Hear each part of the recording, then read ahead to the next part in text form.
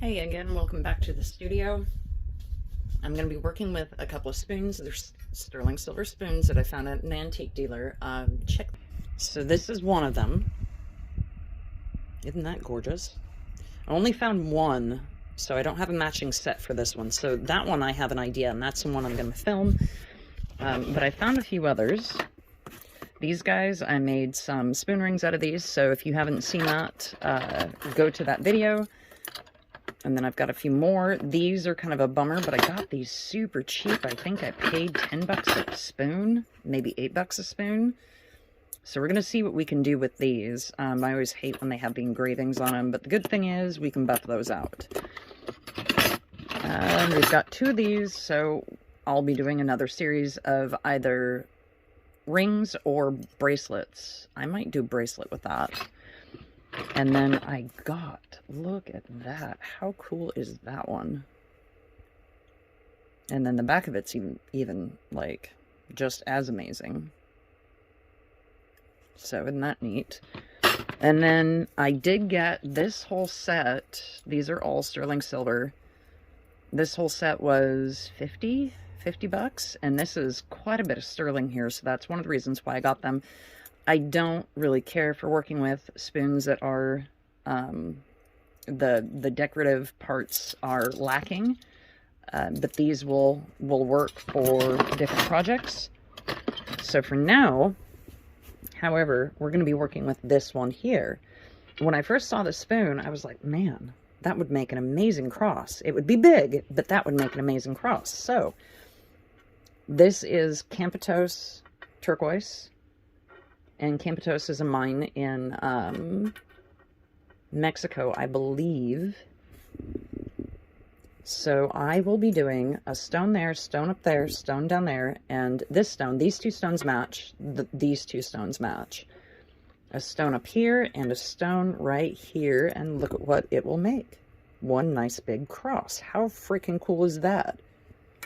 So this is that project. I've got to cut and cab these stones.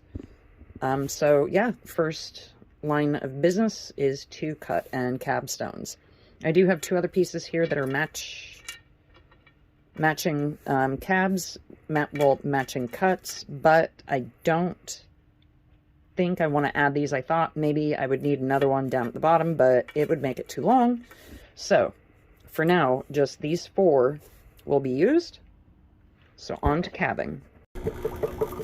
Okay, so I have done the top and the bottom stone. That's what these will look like. I haven't done the fine polish on them yet. I have not carved the 2 side stones yet. So these are the ones I'm going to do on video. These are going to be the side stones to that cross.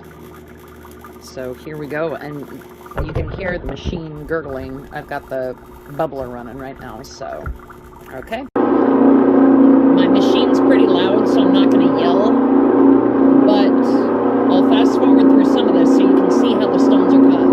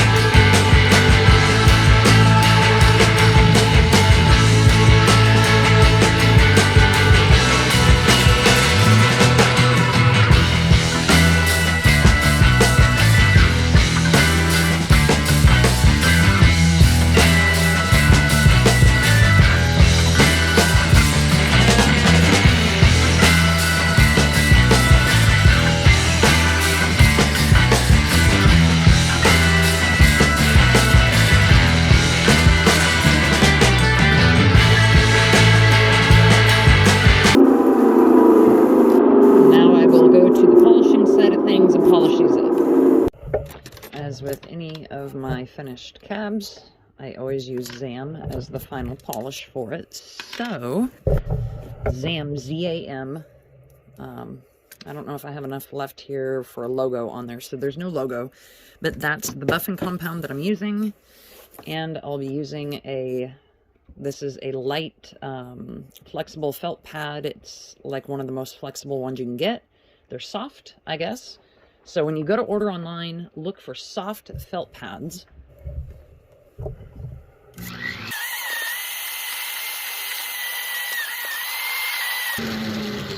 Okay, and I don't know if you'll be able to see a difference in the camera or not between this stone and that stone, but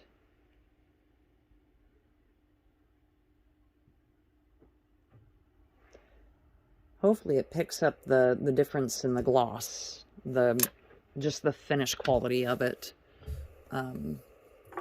Yeah, normally I would be doing this inside the fish tank, but because this is for demonstration purposes, I'm not using inside the fish tank. There it goes. And I think you can definitely tell a difference between this one and this one. At least I can. With the camera, I think with the camera sometimes it's hard to tell, but see how shinier that one is? So it just gives it that extra oomph of polish. So I'll finish these other two off here, and then we will go back to our spoon. Okay, we're back at the cross, and I think I want to cut this right there, the two little berries, and then that's where that stone will go. So this is the length of the spoon handle that we'll be using.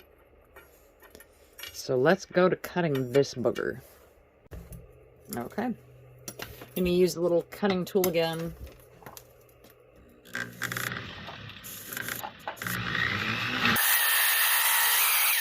And I cut with just a little bit of meat left below the little berries.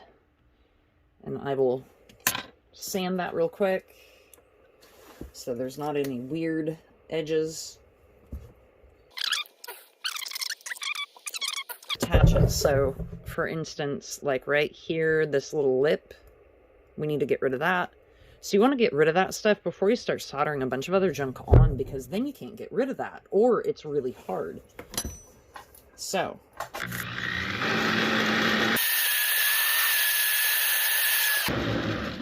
I think that looks good right there.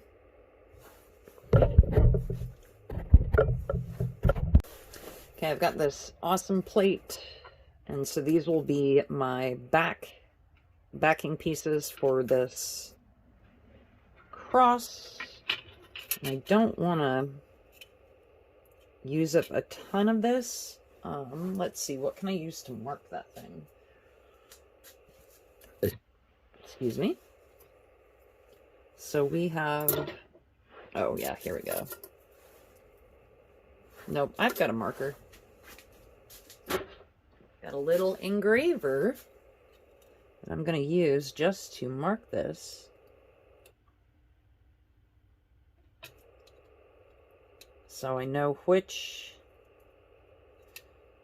areas to cut for what stones.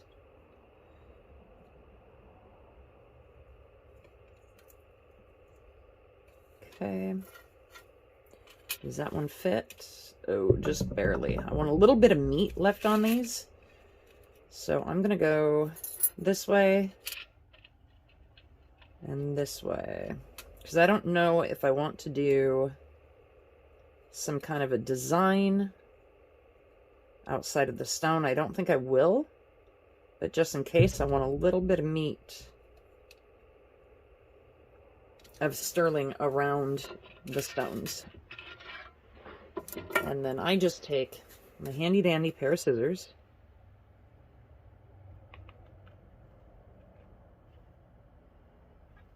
And I'm going to cut these first.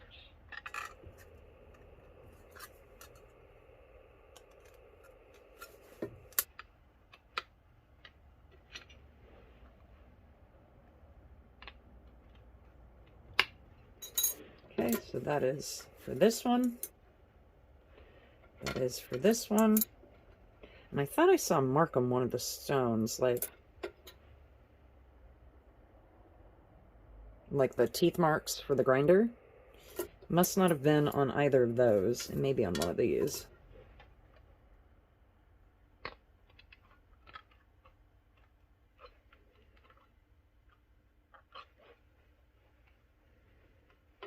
Okay, and one more cut through here. That goes to that stone, and that goes to that stone. Okay, at this point, this is when I always forget to do stamps.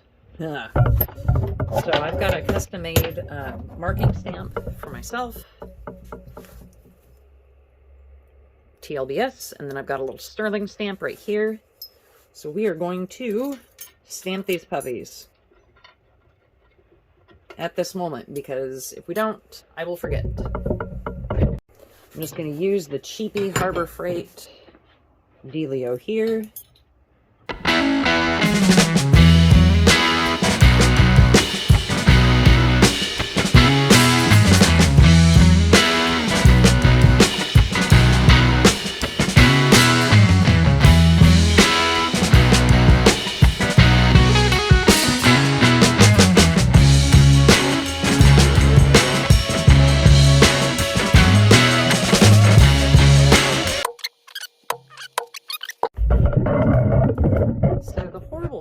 About all this is that I only have this large bezel wire, so this is a much shorter, not a lot shorter, but these are the two sizes, standard sizes that they come in. I believe one is 1/8 and one is 3/16, and so I only have a small amount of the shorter stuff, much larger amount of the bigger stuff, so we're going to use it.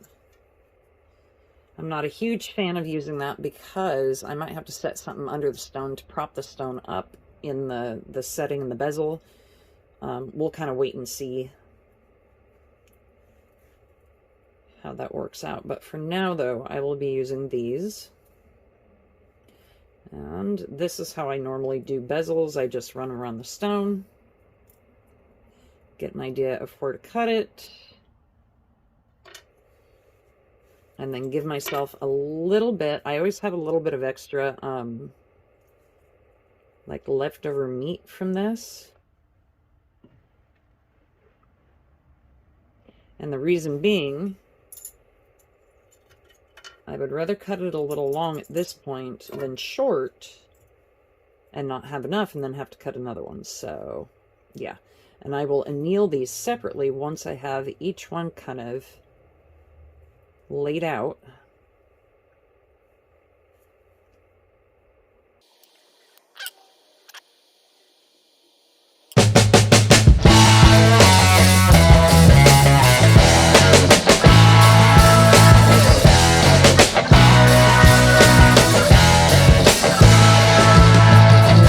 I know which one is which. So these two go this way goes this way, and we'll go over to the annealing. Okay, onto the annealing. Just going to hit it with a little bit of heat from the propane torch. Make them glow ever so slightly and dunk them in water. With these, because the metal's so thin, you always want to be careful about annealing it too much and just melting the shit out of all of your bezels.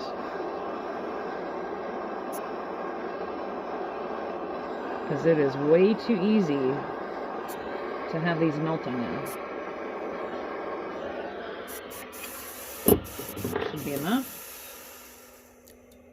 We're just going to dunk them. And again, I'm going to put them in order so that I know where they go after they've been dunked in water. Sorry, you're not seeing there is a water bowl just off to the side right here that I dunk things. So now they are ready to be moved back.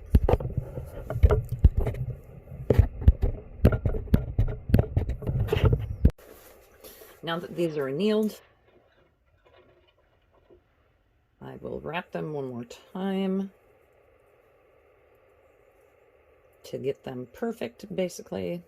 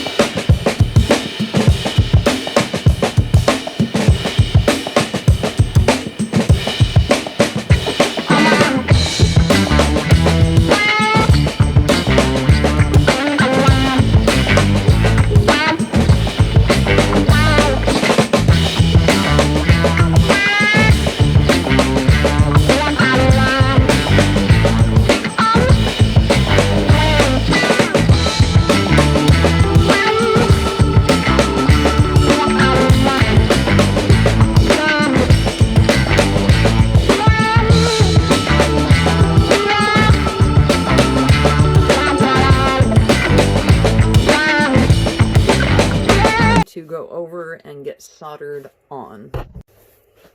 Okay, I'm going to use Grandpa's trusty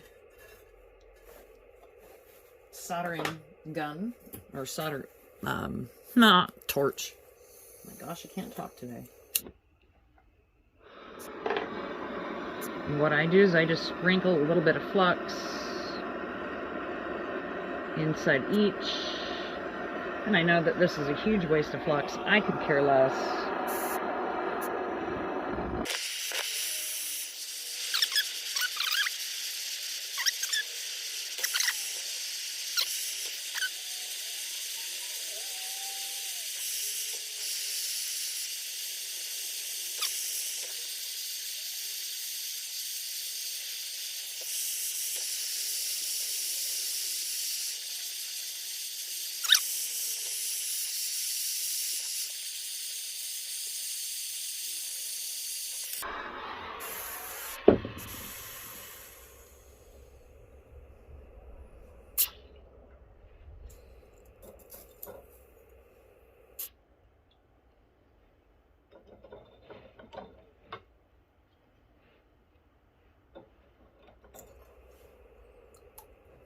Okay.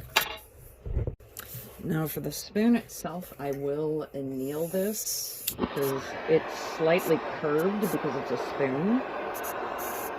So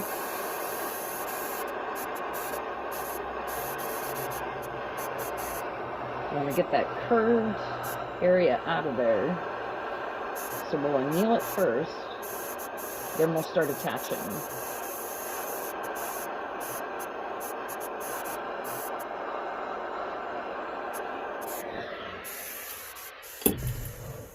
Annealed, cooled. Let's take it over and make this little curve go away. Okay, with the Harbor Freight little guy here, so that pretty much flattened her out. And she really didn't need much. I do see a little bit of a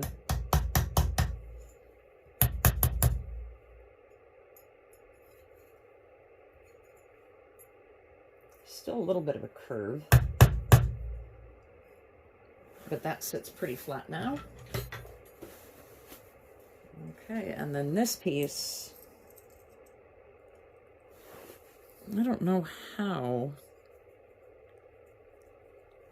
we'll make it look like, I want it more than just being soldered on by that little piece.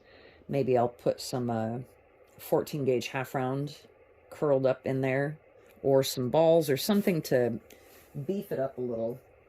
Have its attachment points be more than just that little bead at the top. Maybe I'll cut that bead off so that it sits, actually, yeah. If you see what I'm talking about, so this has a little bead, and so it only allows it to mount right where that bead is. So if I cut this bead off, it'll allow it to mount with a larger grouping or a larger space of the deal. It'll allow it to mount to it. So Wheeze is going to do that first. I'm going to grind that puppy off, and when I come back, that little bead will be gone. So each one of these, and sorry about the water running in the background, I've got the stone cutter draining.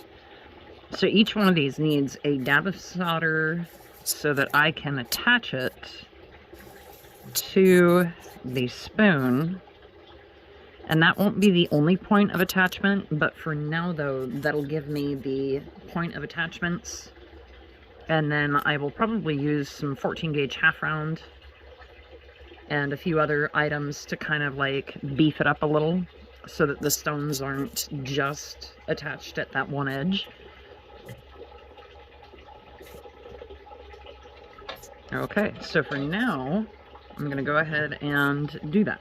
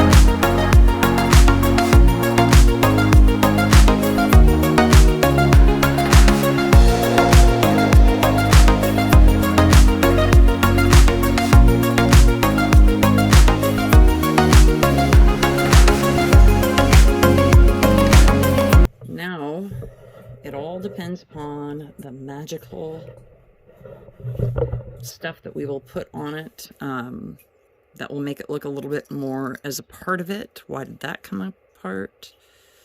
So obviously that one didn't attach real well. I don't know if it's because it needs more solder. There's enough solder on that one, enough solder on that one. Okay, so maybe it's just not enough solder on it. So let's try this again.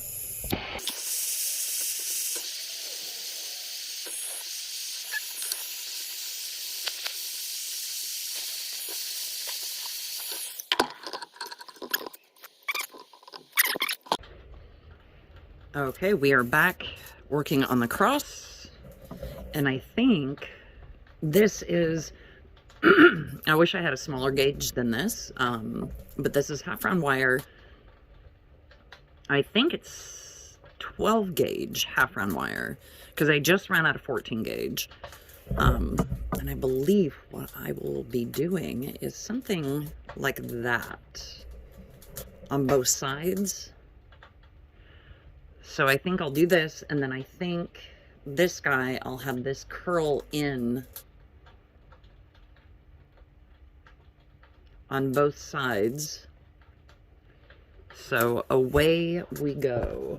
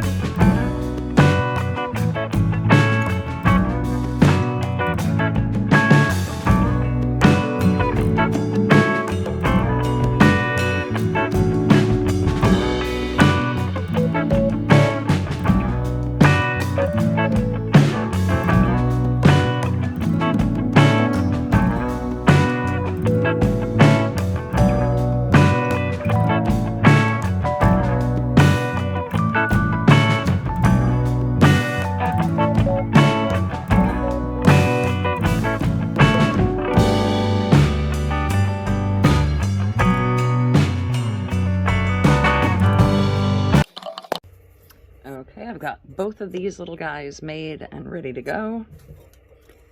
What I am going to do, though, is put a little bit of solder on the back sides of these first, and then place them onto the jewelry piece.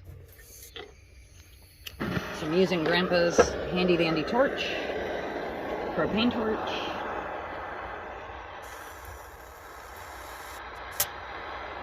And I just want a hair of solder.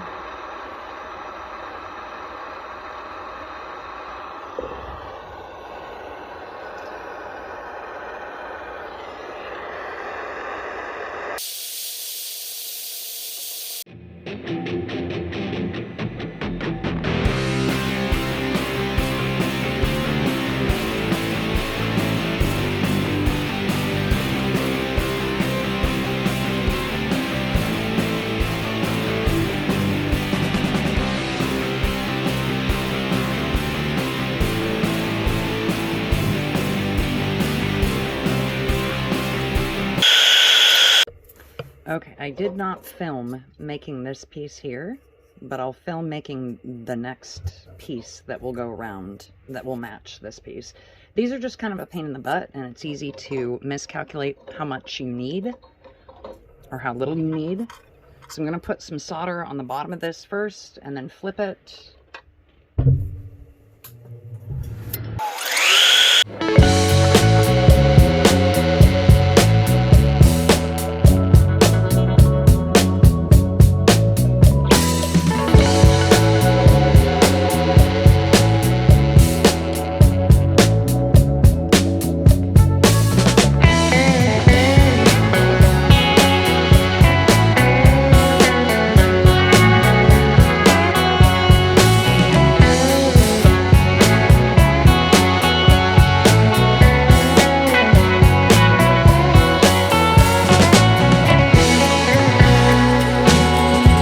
So I soldered these two rounds on the back. All right, so I will film this next round that I put on, round wire. Now I'm using round wire because I ran out of half round wire. I used half round wire down here. I'm using round wire up here, and I'll probably use a round wire up here. I don't know yet. We will figure that out. Okay, so here is that round wire.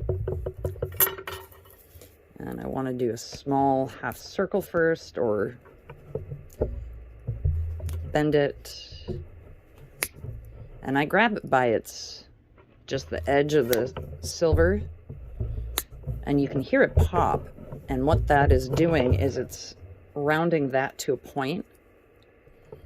So by the time I get it twirled around,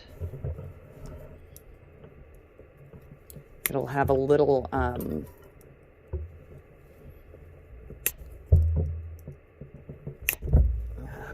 sometimes I slip on accident because these things are not that great. These little round pliers of mine.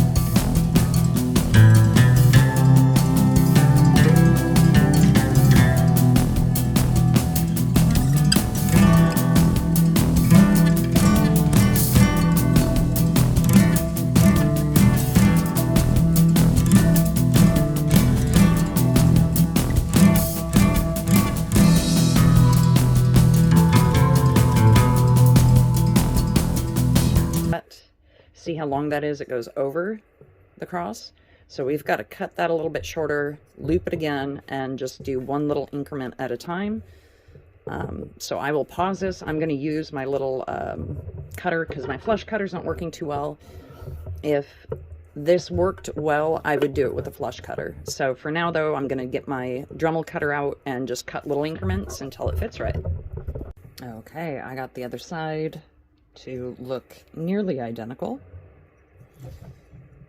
Okay, and I'm gonna do the same exact thing. I'm gonna put a little bit of solder on the back of it first, and then we'll attach it to the piece.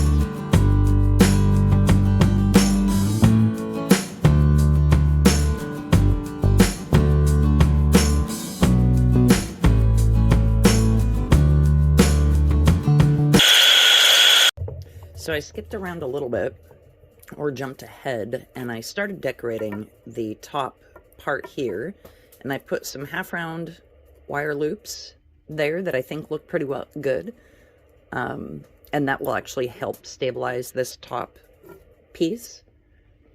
And I think I want to do some half-round balls. These are half-round, they're like half-round shot that I've made, decorative pieces. And I think I want to put those all the way around the top there. So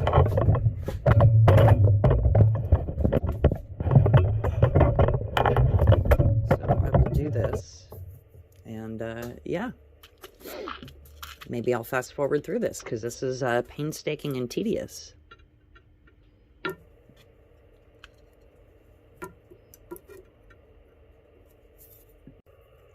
Okay, what I've done is I put this on my soldering table and I have picked off each piece so that when it goes back on, it lays directly that way. So all my balls are upside down, and I'm going to put solder on the back of each one of these little pieces, and then they will go back onto the cross.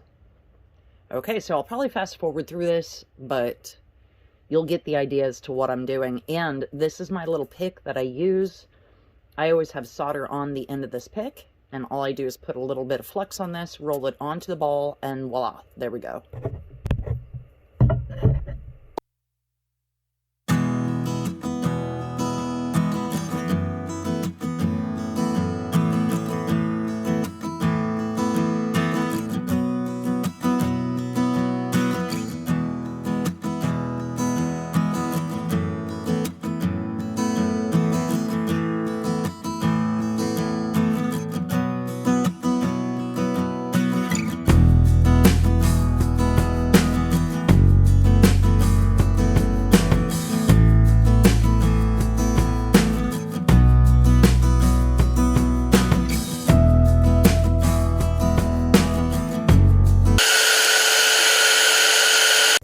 Okay, so this is the cross ready to cut these edges off. I'm going to work on that first, and then, granted, I should have cut more of the plate off back here, but that's okay. I have a lot of trimming to do. Okay, so I have some areas in this cross that I want the silver not to be in, or be behind. So you can see I made some drill pilot holes, and this is what this guy's for. This is a grinding bit. I don't know if you can see that. And I've got a bunch of different shapes and sizes. This entire box is actually filled with these little grinding bits. And I happened to go to a jewelry supply place that was going out of business and bought a bunch of them. So this I can awe out these holes with.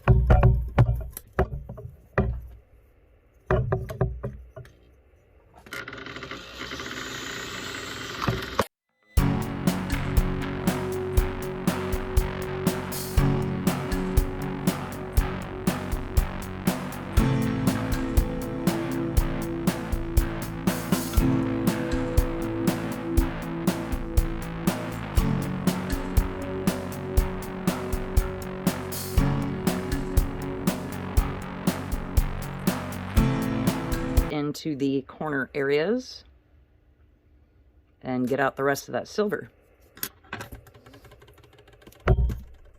Okay, so I dipped this in liver sulfur and I polished the backside with a large polishing round that I have. I'm going to polish the front side though after I have the stones set. So we're going to set the stones.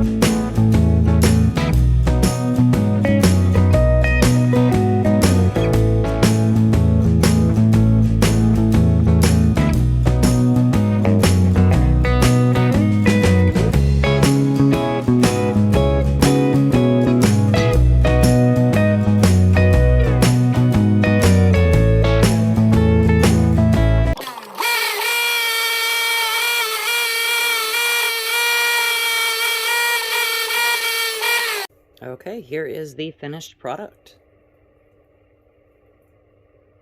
I do notice that this stone is a little higher than this here. That bothers me just a hair. But you don't really notice it when you're looking at it right away, but when you look at it long enough, oh yeah, this one's higher. Let's do it that way. Now it looks even. Anyway, okay. Here's a back to it. I'm very happy that I was able to get in and cut these little areas out. And it actually is very stable because of all the half-round work that I did and welding it to the frame of the spoon. So this is it. You can tell, like, the one mistake I did make, these are all facing the correct way. This is facing the correct way with my stamp. This stamp is upside down.